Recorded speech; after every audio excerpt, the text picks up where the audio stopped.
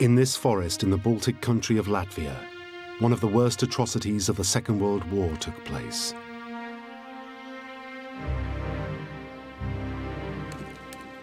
In the winter of 1941, over 24,000 Latvian Jews were marched out of their houses and homes, stripped of their belongings and then their clothes, lined up in their dozens atop vast trenches, and shot twice in the head. Any that did not fall into the ditches were pushed down by so-called kickers. Tas šausmas bija tik briesmīgas, ka viss tas šķita nereāli. Tas jau nemaz nevar būt. Tas ir tikai tā kā tāda filma, kā tāds sapnis. Though they didn't actually pull the triggers, it was Latvians who did the rounding up, the stripping, the marching of the Jews to their deaths, and the kicking of them into their graves. Led by this man, Victor Arajs, the Arajs Kommando were responsible for many more atrocities during the war. We can directly attribute approximately 26,000 deaths directly to the Arajs Kommando. But what drove Victor Arajs and his men to kill their own people? Were they coerced, deluded by the Nazis? Or were they just plain evil? This is the uncomfortable truth about Latvia's most brutal and vicious Nazi collaborators. The Arajs Kommando.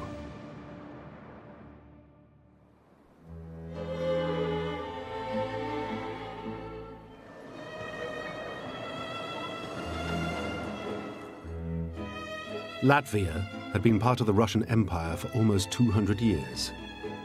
But in 1918, its people were set free.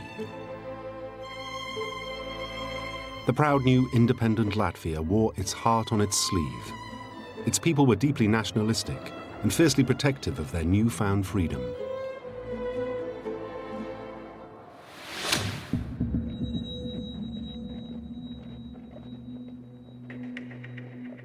In 1934, former Prime Minister Kārlis Ulmanis, inspired by Mussolini, portrayed himself as the great protector of Latvia's independence. In May, he garnered the support of the Latvian army and marched on the capital, Riga. In a bloodless coup, Ulmanis took control of the country and declared himself president.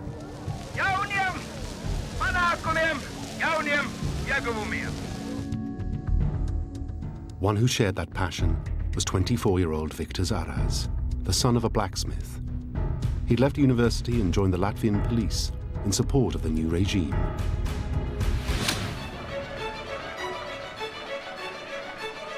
Ulmanis was immensely popular, and the country flourished under him. But beneath the populist wrapping was a repressive government.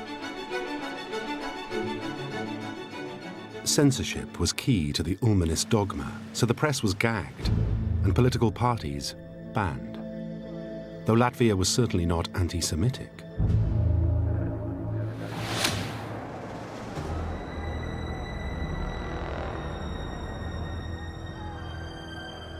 By the 1930s, Jews and other minorities had been stripped of their human rights, persecuted and imprisoned in Nazi Germany. Most had no option but to put up and shut up. Some preferred to leave. The only problem was that the rest of Europe was unwilling to take them.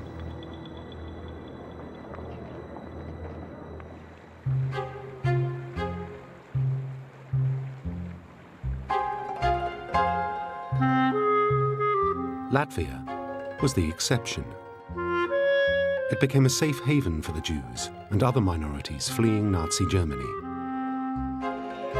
But in their new home, under a strict news blackout, they had no newspapers or radio and almost no idea that a war had started.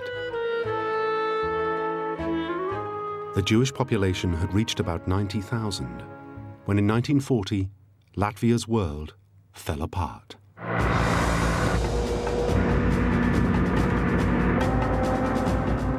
Latvia had been free of the Soviet Union for just 22 years.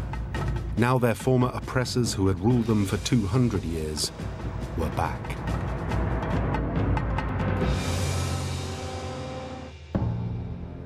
Stalin had cut a deal with Hitler to carve up Eastern Europe.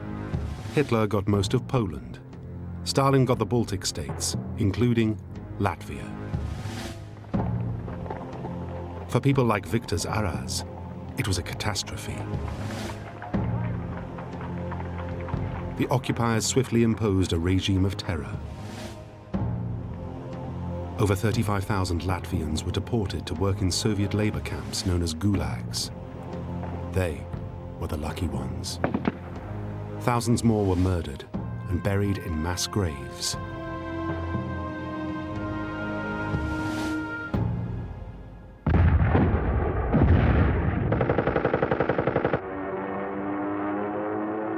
But less than a year after their historic deal, Hitler double-crossed Stalin.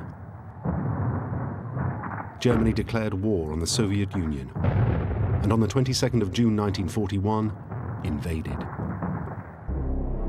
The Baltic states, including Latvia, stood between Hitler's armies and Moscow.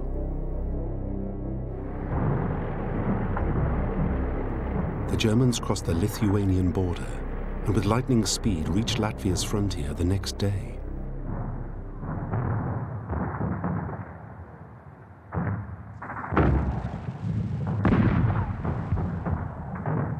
They reached Riga, the capital, by the end of the same week.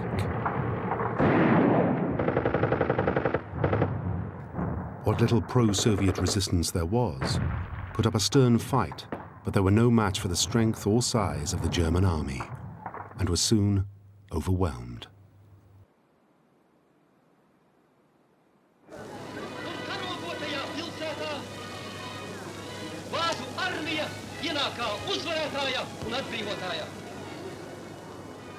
As the German army entered Riga on the 1st of July, they were greeted by delirious crowds, free at last from the brutality of the Soviet regime.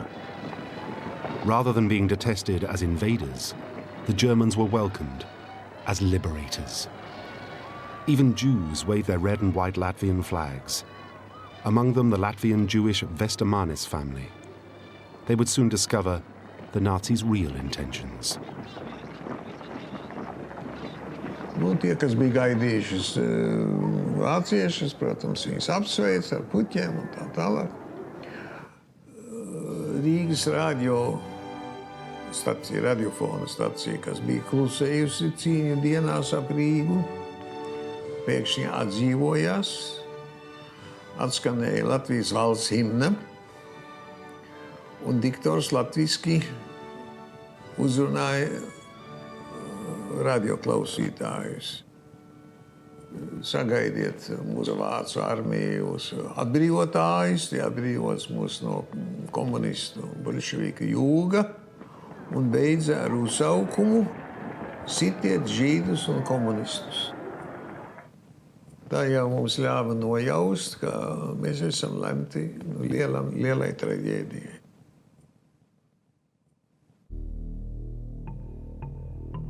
Among the invasion forces was Walter Stahlecker, a former civil servant. He reported directly to Heinrich Himmler, head of the SS.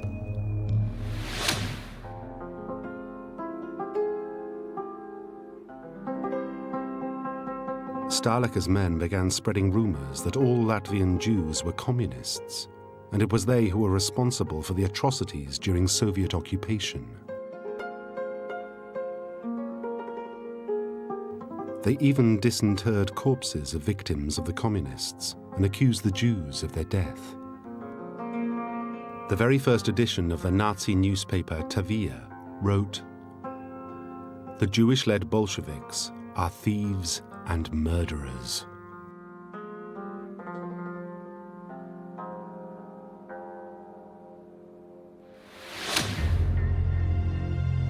Those words were seen by the 31-year-old Latvian police officer, Victor Arajs. Aras had been at school with Walter Stahlecker's official translator and saw an opportunity to further his career. I think Arajs was personally a very ambitious man.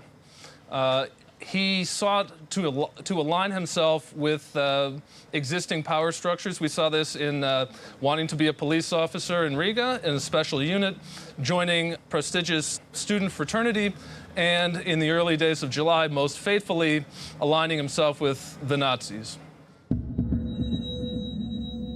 Stahlecker saw Arajs as a willing collaborator and asked him to form an auxiliary police group to help his men round up Jews. Within days, an advert appeared in the newspaper Tavia, calling all patriotic Latvians, students, officers, militiamen and citizens who are ready to actively take part in the cleansing of our country of undesirable elements. The group was even named after Victor Arajs. It was the Arajs Kommando. About 100 applied, among them Herbert Cukurs, a Latvian aviation pioneer. He became Arajs' right-hand man.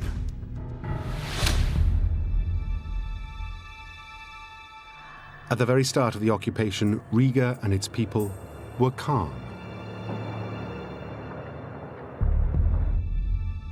Nebija nekādu spontānu akciju, kādu tur, kad kādiem ebrejiem vai kādiem kreisiem strādniekam kāds tur uzbrukt, viss bija samērā mierīgi. Bet tur nebija būtībā tikpat kā nekāda pretebreju pasākumu paredzēta. Vienīgais, kas bija, ka ebrejiem bija aizliegt stāvēt rindās pie veikaliem. Soon, anti-Semitic propaganda appeared on the streets. Jews were required to display 2 yellow stars of David stitched to the front and back of their clothes. Discover the past with exclusive military history documentaries and ad-free podcasts presented by world-renowned historians, all on History Hit. Watch them on your smart TV or on the go with your mobile device. Download the app now to watch everything, from the gripping story of the Band of Brothers to Operation Barbarossa and D-Day. Immerse yourself in the dramatic stories of this remarkable era by signing up via the link in the description. Then the Arajs Kommando's reign of terror began.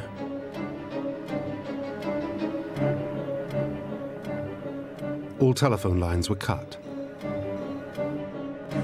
and the Arajs Kommando went on the rampage in downtown Riga. Bet naktī parādījās apbruņoti cilvēki, tie saucamie latviešu pašaizsardzība, apbruņoti ar sarkanbaltu sarkanām lentēm, kuri lauzās ebreju dzīvokļus, itin kā policija, nekādas jau ieroči jau nemeklēja, sāka laupīt un piekaut. No mūsu ģimenes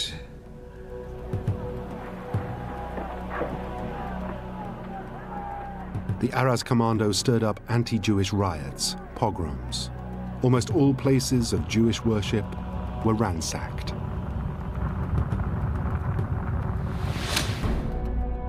On the 4th of July, the Arajs Kommando slammed shut the doors of the Great Choral Synagogue on Gogol Street and set the building alight.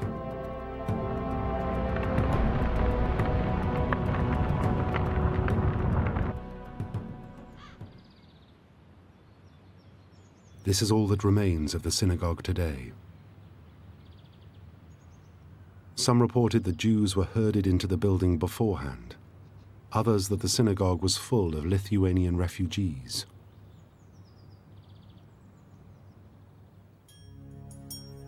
Eyewitnesses placed Victor Arajs and Herbert Cukurs personally at the scene.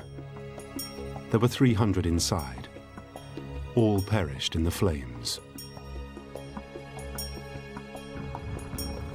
While Riga burned, the next target was to eliminate Jews in the rest of the country.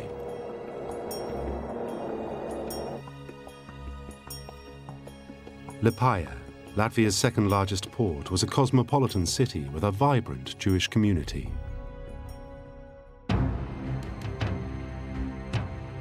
The German army were followed into the city by a squad of Walter Stahlecker's men, an Einsatzgruppe. There were 4 such squads spread over Eastern Europe. Their task, to eradicate all enemies of Germany. Einsatzgruppe A was assigned to the Baltic states. It was considered the most murderous. They immediately began interrogating Lipaja citizens and randomly shooting Jews on the street.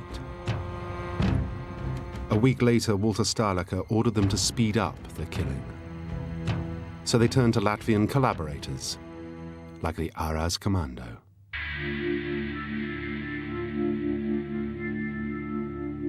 On the 8th of July, those collaborators rounded up as many Jews as they could find, loaded them onto trucks, and drove them to this beach, where the Nazi hit squad was waiting.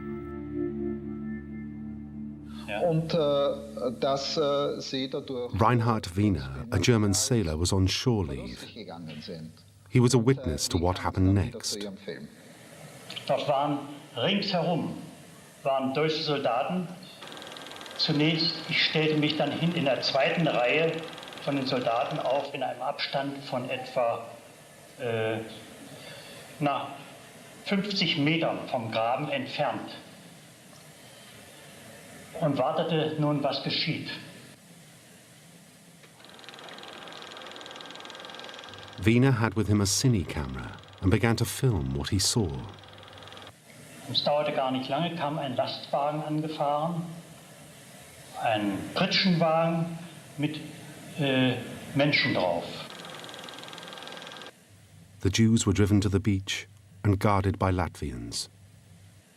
Und an allen 4 Ecken dieser Pritsche standen Zivilisten mit gelben Armbinden und einem mit Gewehr. Sondern haben da irgendetwas gerufen, was ich nicht verstand. Und daraufhin sprangen nachher die Menschen auf und ich sah, dass sie gelbe Lappen, gelbe Flicken vorn und hinten und auf dem Rücken, auf der Brust und auf dem Rücken hatten. But the unloading process was not the end of the Latvian Guard's duties.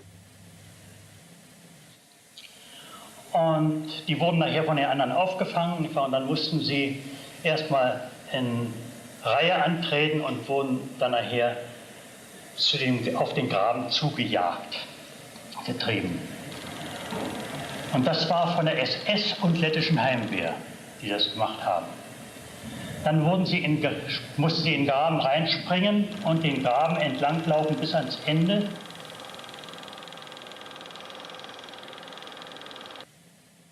Wiener then moved his camera closer to the trench. Mussten sich mit dem Rücken zum Exekutionskommando stellen. Also sie wussten ja im Moment, als sie den Graben gesehen haben, werden sie vielleicht gewusst haben, was mit ihnen geschieht. Und werden auch gefühlt haben, weil unten bereits eine Schicht Toter lag, auf die nur eine dünne Sandschicht geschaufelt wurde.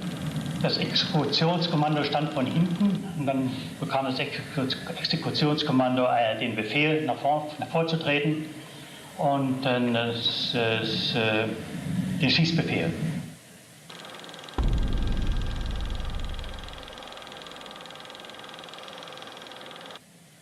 Sie wurden also von hinten erschossen. Ich hatte so den Eindruck, dass sie nur erschossen wurden, weil sie Juden waren.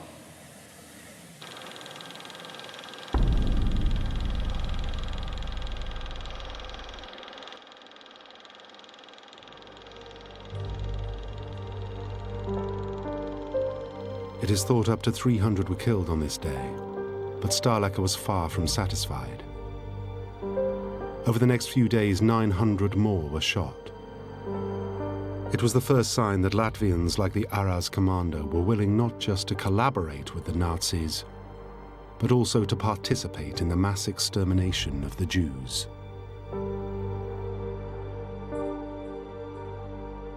With this phase of the operation complete, attention returned to Riga.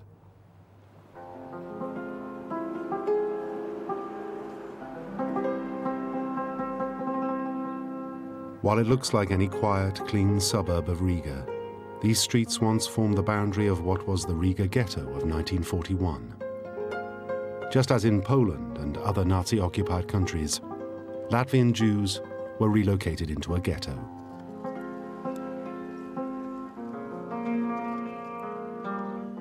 Concentrating Jews in city ghettos like this granted the Nazis more time to work out exactly how they were going to kill them.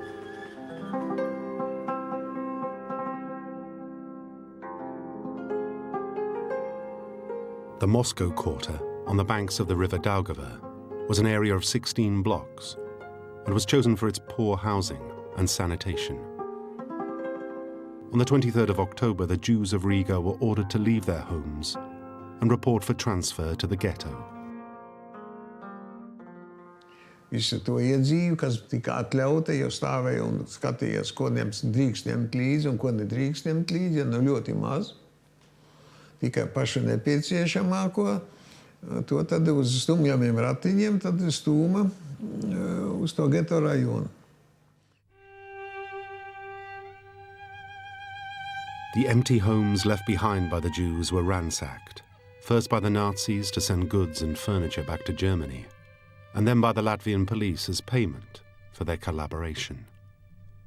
When the ghetto was sealed in mid-October 1941, there were almost 30,000 inside. The perimeter was secured with barbed wire and guarded by Latvian police. Anyone who approached the wire was shot. Riga's Jews were now exactly where the Nazis wanted them. Inside the ghetto, they were hounded constantly by the likes of the Arajs Kommando, who would beat the Jews by day and steal from them by night. Meager rations left the Jews feeling desperately hungry. Tā saspiestība geto jau bija briesmīga. Arī latviešu pārtikas devis jau bija pietiekoši mazas, bet šeit vēl bija puse. Kaut kāda maize tur deva, jā, tur 250 gramu dienā paredzēti. Un gaļas vietā tur kādas siļķu galvas, jau pūstoši kāposti, bet cilvēki, kuriem vēl bija kaut kāda pārtika, kaut kādas konserves paņemtas līdz, baidījās to ēst, vēl jau būs ziema. Visi jau gatavojas, ka tā geto vēl eksistēs kādu laiku. But after just 5 weeks in the ghetto, before dawn on the 30th of November, hundreds of drunken Arajs Kommando kicked down the ghetto gate and stormed inside. They barged into the ghetto 4 a.m. and began hauling people out onto the street and setting them in columns of 1,000 people each. And the Jews were told that they were being relocated for labor. In the initial terrifying storming of the ghetto, 1,000 Jews died. Un dažkārt uz tiem, kas mēģināja apsēsties ceļa malā, turpat šāva, vai vienkārši pūlī. Un cilvēki mēģināja, vecāki cilvēki, bērni mēģināja apsēsties. Tad pirmoreiz parādījās, lūk, šie Arajs Kommando. Jā, parādījās pirmo reizi, cilvēki jau atpazina viņu Cukurs. Un tad ap pusdienas laiku, ap 1, tad viņi sāka dzīt prom. Un uz Ludzas ielas palika 10 un 10 līķu, bērni un veci cilvēki.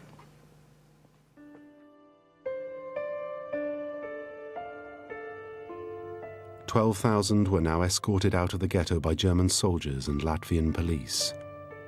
At first it wasn't clear what had become of them, but rumors spread fast that the Nazis had murdered everyone. Bet mēs vēl neticējām. Un vācieši vēl mēģināja arī uzturēt šo cerību, jā. Izplatīja zīmītes, rakstīts idišā, kaut kādam Ābramam, kaut kādam Haimam, kaut kādam, nezinu, kur viņš ir palicis, jā. dažkārt pat ar uzvārdiem, ka mēs esam nometnē Salaspilī. Tur ir nometnes, un tur sievietes mazgā vēļu, un veci cilvēki pieskata bērnus.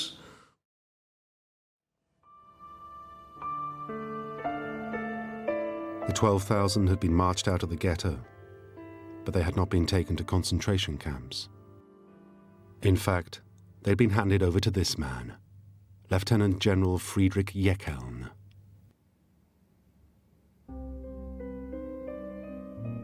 Jeckeln had developed a system for packing bodies in mass graves by lining them up like sardines in a tin before being shot. He called it sardine packing. Jeckeln had perfected his system at a place called Babi Yar, where he'd sardine-packed 33,000 Jews. He'd been summoned to Berlin, where Heinrich Himmler, chief architect of the Holocaust, had commanded him to rid the Baltic states of every Jew. The 12,000 Jews of the Riga Ghetto had been sardine-packed.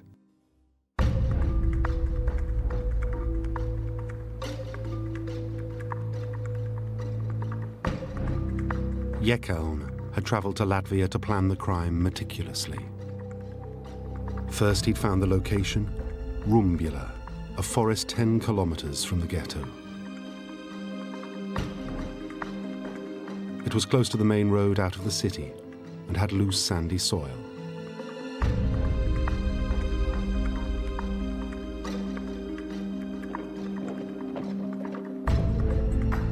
He had 3 pits dug by Russian prisoners of war, and then he'd hand-picked a murderous gang of Germans.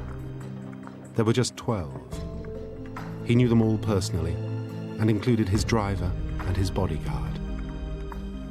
But how could just 12 men murder thousands of Jews? Jeckeln would need help with the logistics. So he chose Victor Arajs, Herbert Cukurs, and the Arajs Kommando. The participation of a large number of Latvian auxiliaries was necessary to carry it off. That can't be denied. The Germans didn't have the manpower to do it by themselves. The Arajs Kommando's ranks had now swollen to over 1,000. Students, builders, policemen, even one accountant had volunteered to join the gang. Most were under 30 years old. Some were anti-communist, some anti-Semitic. Others were attracted by the excellent wages.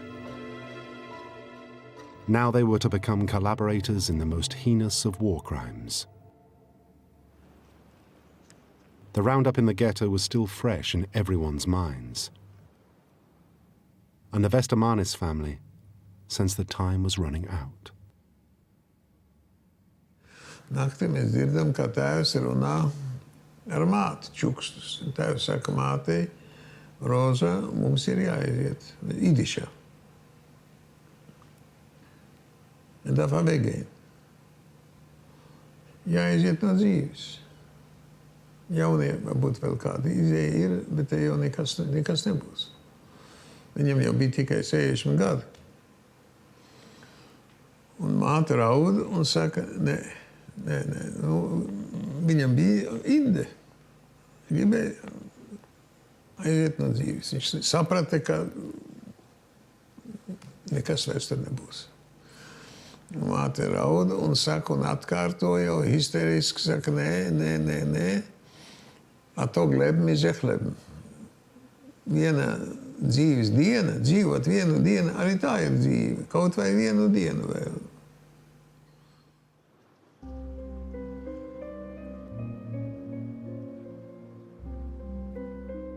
Any thoughts that the friends they'd seen taken from the ghetto were still alive were banished a week later. Because on the 8th of December 1941, the Arajs Kommando came back. Once again, Jews were lined up in columns of 1,000, including, this time, the mother, sister, and older brother of Margas Vestamanis. The Arajs Kommando then marched them out of the city. They served in the indispensable role of providing the cordon. In other words, clear the ghetto out, get the Jews set on their march towards Rumbula, make sure they don't escape. That is an absolutely vital, crucial, pivotal role. Without them, it couldn't have been carried off. As the columns reached Rumbula, even more Arajs Kommando, drunk on vodka, forced the Jews to strip and abandon their luggage. They then kicked them and punched them towards the trenches. The 12 German marksmen worked in shifts. Roughly 16 were killed every minute. While Jekeln gave orders from the head of the trenches, the Arajs Kommando organized the huge conveyor belt of victims. 12,000 had been killed on the first day. This time, there were even more. A survivor later testified how a woman begged Victor Arajs for mercy, only to be told, "Today, Jewish blood must flow." No photographs or film was ever taken of this event. But the Rumbula station master heard everything and later testified that the shooting finally stopped at 7:45 in the evening. Known as Bloody Sunday, it was the second largest single massacre of Jews in World War II. Over the course of 2 days, over 24,000 were killed and sardine-packed, including the mother, sister, and older brother of Magas Vestamanis. It took only 12 of Jekeln's men to shoot them, yet it required 1,500 Arajs Kommando to lead them to the killing grounds and stand guard. Magas Vestamanis and his father were spared because they were deemed fit for work, but it was stark consolation. Un starp tiem Latvijas ebreju vīriešiem tāds briesmīgs izmisums, un kad nav tai dzīvībai, ja nav nekādas vērtības, kad ir bērni, sievietes un ģimenes ir iznīcināts, un tad sākās tā. Es vienmēr atcerējos ļoti labi latviešu slepkavniekus.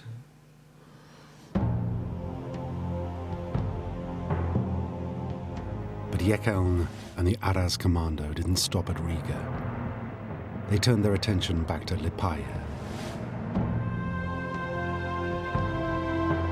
A ghetto had also been established there in June 1941. Now on the 13th of December, the Arajs Kommando began another roundup of Jews, locking them in the women's prison. The next day, they were marched to an old military training ground north of Lipaja, here at Skidje, where more trenches had been dug. Some German soldiers had traveled especially to witness this festival of killing. This series of photographs were taken by an SS officer. Groups of Jews were manhandled towards the trenches, where they were ordered to strip by the Arajs Kommando and Latvian police. Once naked, they were forced to the edge of the pits, where they were shot, this time by one of 3 units, one of Germans, one of Arajs Kommando, and one of Latvian police.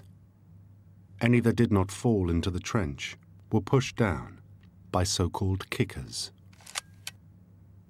Each trench was then covered.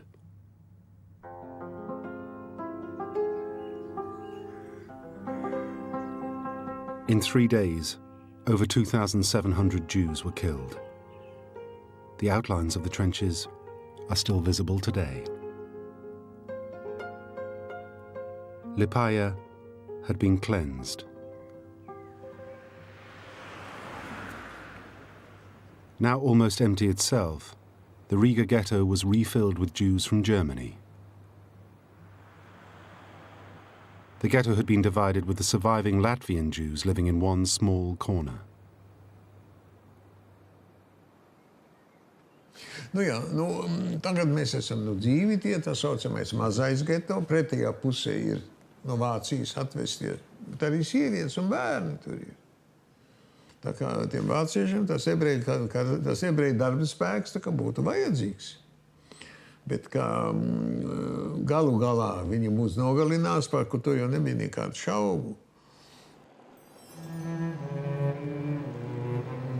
Each time the ghetto became overcrowded, it was cleared out by the Arajs Kommando. On the 15th of March 1942, 1,900 German Jews were asked to volunteer for transfer to a fish canning factory. It was a joke that would have appealed to Friedrich Jeckeln, the sardine packer. The Jews were loaded into Arajs Kommando trucks, driven here to the nearby Bikanieki forest, and shot. The next day, over 1,800 more Jews were transported from the nearby Jungerhof concentration camp to the forest to join the dead from the Riga Ghetto.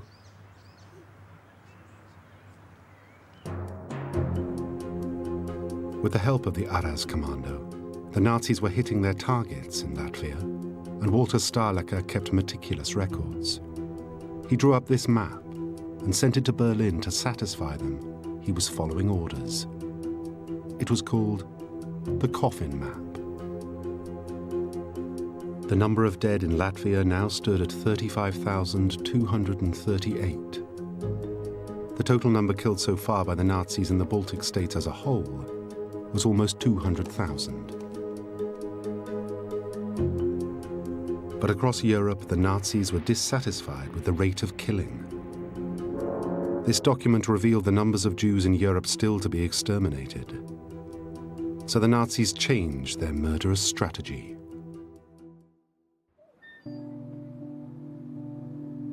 They built death camps in Poland, where all the Jews of Europe could be brought and gassed in massive numbers.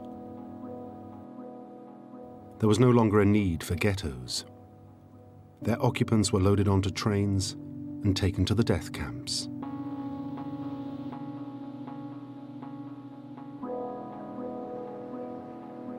At the beginning of the German occupation, there were roughly 90,000 Jews in Latvia.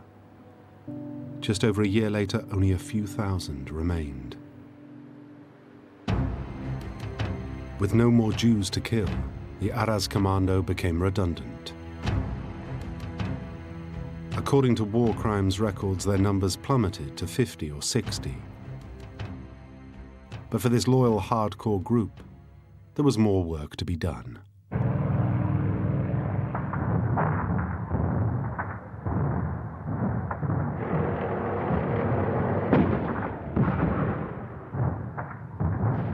On the Eastern Front, the German army was driving deep inside the Soviet Union.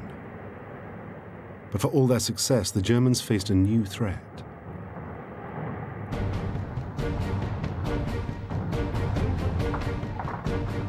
It came from attacks from partisans, militiamen who sabotaged supply lines and ambushed German soldiers. These Russian villagers, men and women, aye, and children too, fought an organized battle of wits, knowing well the certain penalty if caught, death.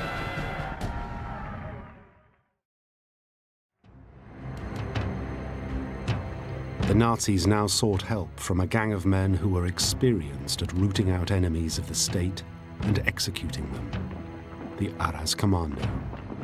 The mission of the Arajs Kommando changed to one of conducting anti-partisan operations. You could almost regard this as a euphemism for conducting reprisal actions. The Arajs Kommando were posted to Belarus with a very clear mission. Anywhere a German supply convoy or train had been blown up or derailed, or German troops coming up to reinforce the front had been shot at, the Arajs Kommando would go in and kill everyone in the nearest village and burn it down. But the Nazis didn't just need thugs. They also needed soldiers, men to reinforce the Eastern Front. So they formed the Latvian Legion.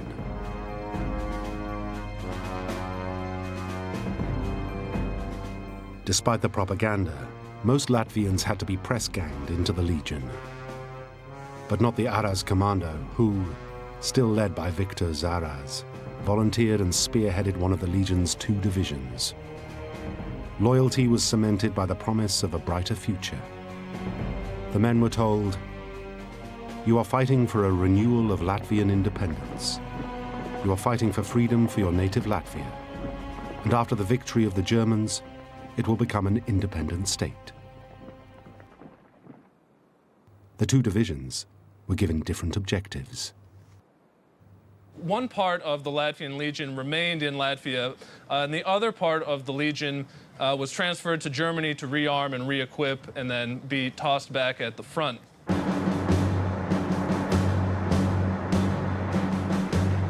As a reward for their service, the Arajs Kommando was spared the horrors of the Eastern Front and remained in Latvia.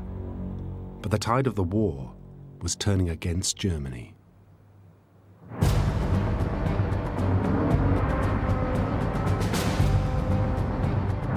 By the autumn of 1944, the Red Army was retaking the ground it had lost to the Germans.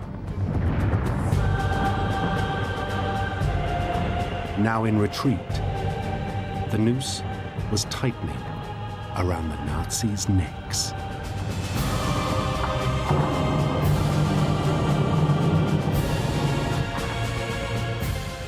On the 13th of October 1944, the Soviet army recaptured Riga.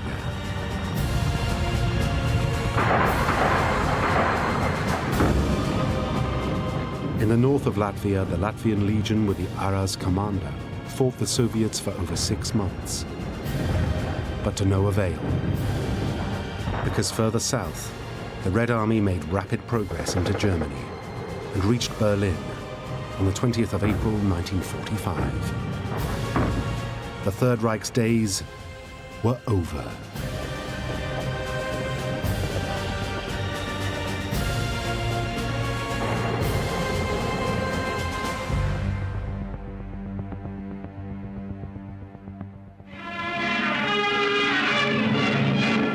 Facing Air Chief Marshal Tedder and Marshal Zhukov is a conquered German general. Only when Field Marshal Wilhelm Keitel signed the German surrender in Berlin on the 9th of May 1945 did the Latvian Legion lay down its arms.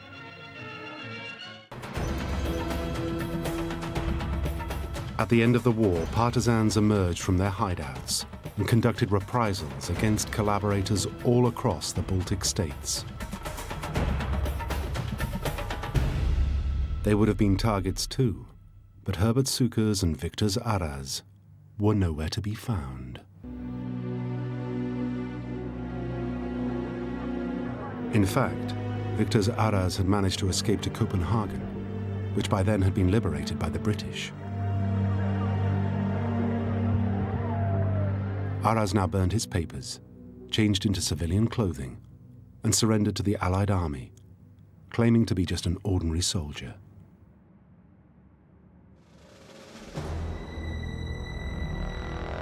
But while in a prisoner of war camp, he was recognized by other Latvians and sent to a camp in Germany for former SS members.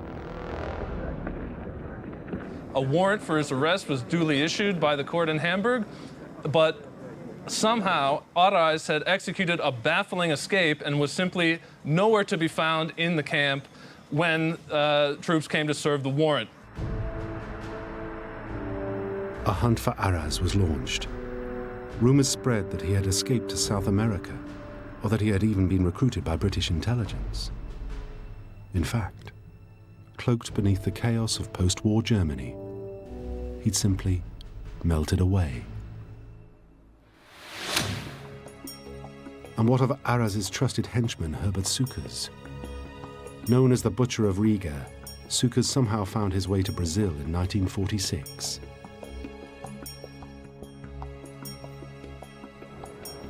He settled in Sao Paulo and started a business running tourist flights and boat trips. There he remained, undiscovered, for almost 20 years. His flying business was doing well, and in 1965, Cukurs took a telephone call from a new customer, an Austrian businessman who requested a short sightseeing flight. Cukurs had no idea that Anton Kunzler, his customer, was not who he said he was, but an agent in the Israeli Secret Service, Mossad.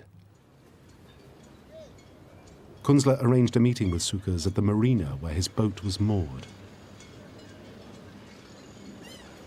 Cukurs, who was very suspicious all the time, told him, I can take you for a flight around the Sao Paulo and see what's going on. And he said, okay, and they went for a short flight. And after this, Cukurs was enough impressed by Anton Künzler's hints that he's a businessman and he's looking for investors and he's looking for partners, etc. He invited him to have a drink on his small boat. And from this moment on, Cukurs started eating the bait that Künzler gave him. After gaining Cukurs' trust, Künzler lured his prey to the city of Montevideo in Uruguay.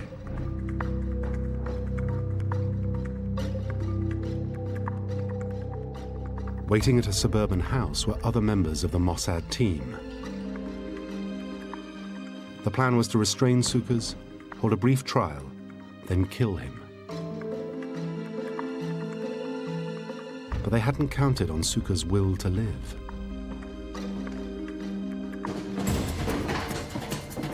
They were equipped with a gun with a silencer, a handgun with a silencer, which at the beginning didn't work. So the struggle was really physical struggle, you know. And as far as I understand, there was also a very heavy 5-kilo hammer involved in it. He said something in German, "Lass mich sprechen," yeah? Let me talk. But then the gun with the silencer came back to action, and they shot him twice in the head.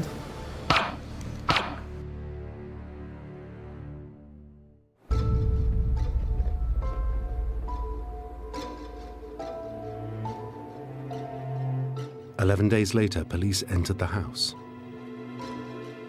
Inside, the body had been left in a trunk. On top was a folder. It contained a note that said Cukurs had been condemned to death by those who will never forget.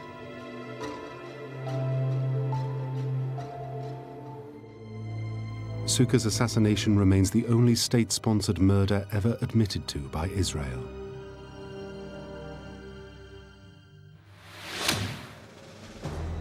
Ten years later, the hunt for Victor Arajs sprang back to life. In 1975, German police were told that Aras had been found and assassinated by a Soviet hit squad. The case was reopened because this seemed like definitely something that needed to be looked into. First off, it involved a murder. Second of all, it had international espionage implications. In fact, Aras was found alive and well and living in the German city of Frankfurt. Prosecutors easily located Arajs very shortly thereafter, living under the laughably transparent alias of his own first name and his wife's maiden name, in what they called in the police documents a tumble-down attic apartment in Frankfurt, where he had been working as an apprentice printer, menial job in Frankfurt for 20 years. After a 4.5-year trial in which Aras initially would not speak and persistently claimed ill health, he was convicted of participating in the murder of at least 13,000 Jews. He was sentenced to life imprisonment, but served just 9 years in Germany's Kassel prison before collapsing and dying from heart failure, age 78. The case of Latvia's worst Nazi collaborator was closed.